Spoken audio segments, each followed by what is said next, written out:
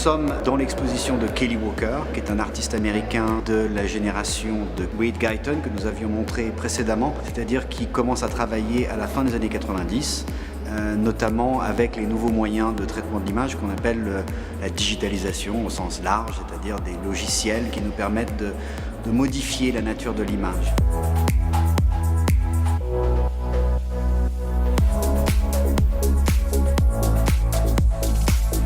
Et les œuvres qui sont derrière moi, les mirror tests, qui sont en fait des images que Kelly Walker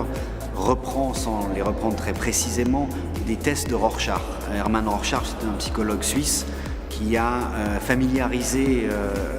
l'idée que l'on projetait dans des images relativement abstraites un certain nombre de significations qui nous étaient personnelles. Alors évidemment, l'artiste nous renvoie à cette origine de l'image, puisqu'on est en face d'une configuration formelle réalisée en plexiglas miroité, c'est-à-dire qui nous renvoie à notre propre image.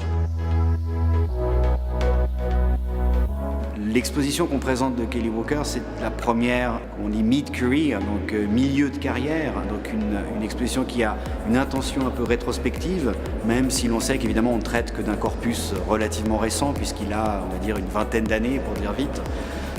Cette exposition est singulière en ce sens, elle fait écho à une exposition qui a eu lieu aux États-Unis, qui avait à peu près le même format, mais avec des œuvres plutôt de provenance américaine. Les nôtres sont de provenance, disons, européenne et internationale, puisqu'on a aussi des œuvres qui viennent du Moyen-Orient.